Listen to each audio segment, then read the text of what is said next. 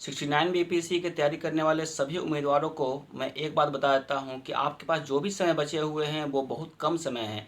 जैसा कि आप जानते हैं कि आपका 30 सितंबर को आपका जो है पीटी जो है 69 बीपीएससी पीटी आपका प्रस्तावित है और मेंस के लिए भी आपको ज़्यादा समय नहीं दिए गए हैं। और याद रखेंगे कि जो अगला जो आपका एग्ज़ाम होगा उसमें भी डिले होगा, तो इसलिए मैं आपको सावधान पहले से ही करता हूँ कि अगर आप तैयारी नहीं कर रहे हैं तो फिर आपको एक लंबा समय व्यतीत करना होगा, वेट करना होगा अगला एग्ज़ाम के लिए। इसलिए मैं आपको बता दूं कि अगर आपके पास कोई विकल्प नहीं है, आपको लगता है कि बीपीएससी तैयारी करने के लिए हमें बहुत बड़े संस्था जुड़ना होता है, बहुत पैसा इन्वेस्ट करना होता है, तो मैं आपको बता दूं कि डायरेक्ट आप इस नंबर व्हाट्सअप जो नंबर देख रहे हैं ना, इस पर आप आ सकते हैं और आपको बहुत ही सस्ता में यहाँ पे आपको गाइड किया जाएगा, आपसे टेस्ट लिया जाएगा और आपको सही सही बिंदु जो पॉइंट्स है जो कि एग्जाम के लिए बहुत ही महत्वपूर्ण है वो आपको बताया जाएगा। याद रखेंगे कि मेरा मकसद है सिर्फ पीटी नहीं, पीटी पूरा का पूरा एग्ज़ाम जो है ना आपको क्वालिफाई करवाना।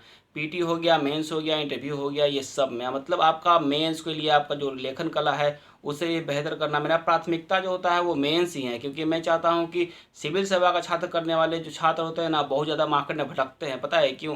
क्योंकि वो लिखने के प्रयास नहीं करते हैं, वो सिर्फ पढ़ते हैं, बुक का चयन कर लेंगे लेकिन सिर्फ पीटी का पढ़ाई करते हैं, वो मेंस पे फोकस नहीं करते हैं। जबकि पूरा का पूरा एग्जाम का जो रीड है वो आपका मेंस है। अगर आप लेखन कला अच्छा सीख लेते हैं, लिखना सीख लेते हैं, तो आप सिविल सर्वेंट जरूर बन जाएंगे। लेकिन हाँ, इससे आप अवॉइड कर रहे हैं तो फिर आपके लिए वो खतरनाक साबित होगा। अपना समय व्यतीत करेंगे और अपना ही समय व्यतीत नहीं करेंगे, अपने फैमिली का समय व्यतीत करेंगे, पैसा ही बर्बाद करेंगे और आप खुद आने वाला समय में एक असफल उम्मीदवार घोषित हो जाएंगे।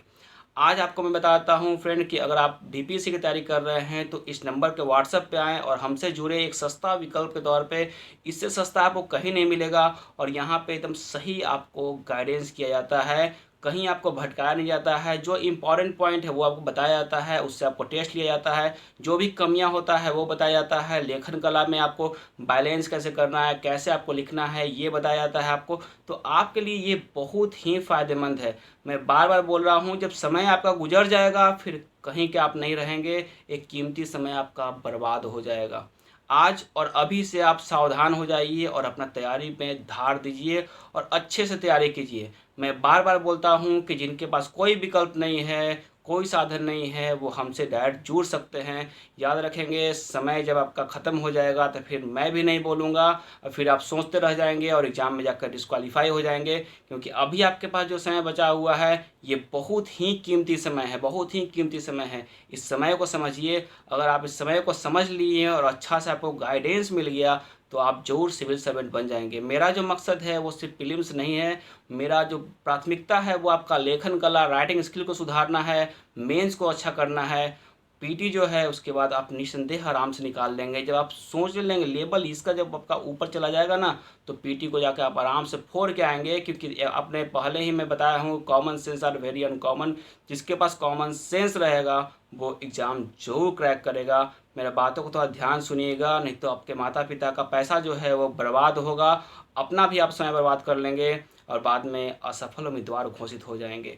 और बाद में आपका समय, बहुत सारे ऐसे छात्रों का कॉल आता है, इनका एज हो चुका है, 30 हो गया है, 30 पार हो रहा है, वैसे उम्मीदवार जो बिल्कुल भी अभी भी नहीं समझ पा रहे हैं सिविल सेवा को, उनके लिए है वो जुड़ सकते हैं। क्योंकि देखिए फ्रेंड, मैं जान रहा हूं कि बहुत सारे ऐसे उम्मीदवार जो गांव से बिलोंग करते हैं, पैसा का अभाव है और वो नहीं पढ़ पाते हैं। उनको लगता है कि सिविल सेवा का तैयारी के लिए मुझे कई संस्थाएं जुड़ना होगा, इधर करना होगा, ये पुस्तक चाहिए, वो पुस्तक चाहिए। तो सारे समस्याओं का हल यहाँ मेरे द्वारा आपको बताए जाते हैं। आप डायरेक्ट मुझे कॉल तक कर सकते हैं, आप एक मैसेज के बाद मुझसे बात कर सकते हैं, उसके बाद आपका जितना भी समस्या है उसका भी समाधान मेरे पास है। और मैं बार बार आप लोगों को बोलता हूँ कि आज और अभी से आप सावधान हो जाइए, निरंतर अभ्यास कीजिए और एकाग्रता को बनाए रखिए। ये दो ब्रह्मास्त्र है एग्जाम के लिए, याद रखेंगे।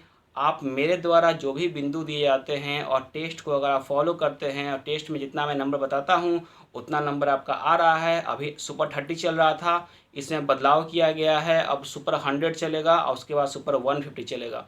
याद रखेंगे कि आने वाला जब आपका एग्ज़ाम का 2 महीना बचेगा तो उस समय आपका सिर्फ टेस्ट चलेगा, जो कि टॉपिक मैं बताया वहीं से आपका प्रश्न पूछे जाएंगे 150। और याद रखेंगे अगर उसमें आप अच्छा करते हैं, और निसंदेह ही आप अच्छा करेंगे, क्योंकि मैं आपको बताऊंगा हर तरीका से, साइकोलॉजिकल तरीका से, मनोवैज्ञानिक तरीका से बताऊंगा कि एग्जाम को कैसे फोड़ा जाता है, वनडे एग्जाम को। इस बात को आप ध्यान रखेंगे। और मेंस के लिए तो आपको चल रहा है, जितने अब शुरू शुरू में जो एस्पिरेंट होते हैं उनको लिखने में बहुत समस्या होता है, और लिखने के लिए एक बैलेंस बनाना होता है, कंटेंट का कमी होता है, क्योंकि वो अच्छा से बुक से नहीं पढ़ पाते हैं या नहीं पढ़ाई करते हैं, तो कंटेंट का कमी। लेकिन एक होमवर्क जो होता है वो तो आपको इन्हें कंप्लीट करना होता है। तो होमवर्क जब आप कंप्लीट करेंगे तो आप निसंदेह आप लिखने का प्रयत्न करेंगे, जो भी पॉइंट हम आपको देंगे, तो वहाँ से जो भी कमियाँ होगा, लिखना तो पड़ेगा ही आपको, लेकिन जो कमियाँ होगा वो मैं आप लोग को बताऊँगा कि यहाँ पे आपका कमी है, आपको ऐसे लिखना चाहिए। इतना आपके लिए कोई नहीं करेगा, इतना सस्ता विकल्प में याद रखिएगा, नहीं तो आप भीड़ में फंसेंगे, वहीं चलते चल जाएंगे, पता भी नहीं चलेगा कहाँ आप गए। ठीक है, याद रखेंगे यहाँ हम हर एक स्टूडेंट के लिए सफलता का कामना करते हैं, और मुझे लगता है कि वो सफलता आपका नहीं, वो सफलता मेरा होगा। इसलिए आप भी अच्छे से मेहनत करेंगे, और याद रखेंगे अगर हमसे जुड़ते हैं तो याद रखेंगे निस्संदेह आप अच्छे तरीक़ा से मेहनत करना सीख भी जाएंगे, क्योंकि अनुशासन जो होता है ना, सफलता के लिए बहुत बड़ा योगदान होता है आपका अनुशासन। इसलिए अनुशासन बनाए रखेंगे और सकारात्मक सोच हमेशा रखेंगे। नहीं होगा ऐसा सबको हटा देंगे, होगा आप बेहतर करेंगे, आप में वह क्षमता है। याद रखेंगे कि जो आप कर सकते हैं वो कोई नहीं कर सकता है, आप एक अद्भुत मानव हो, इस बात को ध्यान रखेंगे। आप सोचेंगे कि आप एक जो सोच है ना, अपना सोच को आपको बदलना है, एक एसडीएम की तरह, एक आईएएस की तरह सोचना है आपको अभी से, क्योंकि अभी से ही आपका ट्रेनिंग स्टार्ट हो जाता है जब आप हमसे जुड़ जाते हैं। तो याद रखेंगे कि फिर आपको कोई पीछे नहीं कर सकता है। फिलहाल मैं चलता हूँ, ये मैं आखिरी बार आके बोल रहा हूँ, फिर मैं कुछ दिन में आके बोलूँगा, लेकिन जब समय आपका निकल जाएगा तो फिर मैं नहीं बोलूँगा। इसलिए जो छात्र जुड़े हैं वो जुड़ चुके हैं, लेकिन बहुत सारे छात्र छूट गए हैं, उन्हें मैं यही आग्रह करूँगा कि अगर आपका कोई नहीं है तो मैं हूँ। फिलहाल मैं चलता हूँ। जय हिंद।